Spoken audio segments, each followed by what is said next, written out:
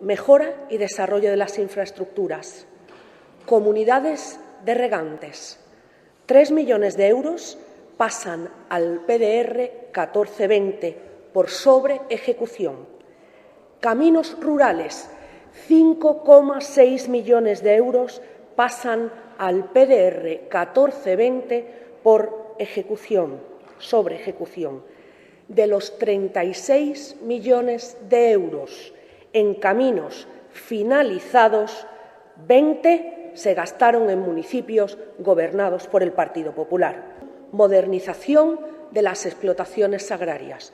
1,5 millones de euros pasan al PDR 1420 por sobre-ejecución. Ustedes sacaron en el año 2013 ayudas a las grandes dehesas por un importe de 20 millones de euros, superando en 5,4 millones de euros el presupuesto de esa medida.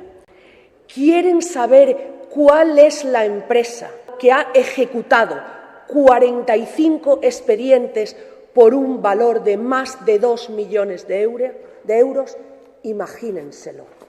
Quedan ayudas todavía sin pagar del 2013 porque no se dotaron con fondos suficientes. Medida 123, aumento del valor añadido de los productos agrarios, exactamente igual que las medidas agroambientales.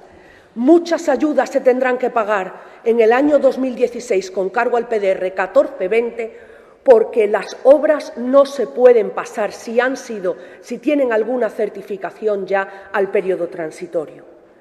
¿Quieren más datos? ¿Quieren todavía más datos? Ustedes no quisieron presentar ninguna declaración de gastos a fecha 31 de diciembre del 2012. Señor Echávarri, las reglas básicas de la gestión presupuestaria en la Administración, gastado y no pagado, comprometido. Esta gestión presupuestaria que usted ha realizado tan pésimamente en la consejería que usted ha dirigido estos últimos 4 años.